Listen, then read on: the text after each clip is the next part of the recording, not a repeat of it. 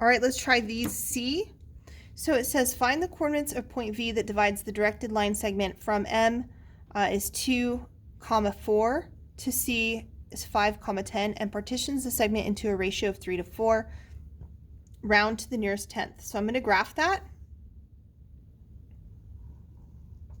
So 2, 4 and 5, 10. So here's point M and here's point C. There's my directed line segment. Now, let's identify, because we're going to be using this formula again. We're going to identify x1, and this time x1 is 2, and y1 is 4.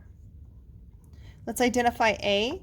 A is 3, and B is 4. And finally, let's identify the change in x and the change in y. So the change in x is 1, 2, 3. And the change in y is 1, 2, 3, 4, 5, 6. And we're going to again use this formula. So x sub p is equal to x1, 2, plus a over a plus b times the change in x, which is 3. So that's going to be 2 plus, that would be 3 over 7 times 3, and then 2 plus, that would be 9 over 7, which is 2 plus 9 divided by 7. It says to round to the nearest tenth, so that's about 3.3. All right, for y, we're going to do the same thing. Y sub p equals y1, right here, right? y1, 4, plus, I'm going to just write this as 3/7 this time, 3 over 7 times the change in y, which is 6, which is 4. That would be 8 plus 18 over 7. 4 plus 18 over 7 would be roughly 6.6.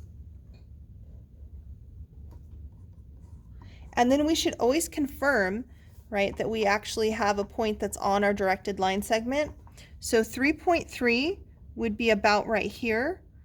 6.6 would be about right there, right? So 3.3, 1, 2, 3.3, 1, 2, 3, 4, 5, 6.6 is about right here. And so we do have that point on our directed segment, which is point V. Okay, and it says plot the points in part C to determine if your ordered pair for point V is reasonable, and we already did. And so there we go. All right, guys, that was the notes. Sorry to have to break it into 3 sections, but I really wanted to be able to use my graph paper. And as you can see over here, right, I had run out of room on this guy. So, all right, I will see you tomorrow. We'll do the second part of the notes tomorrow.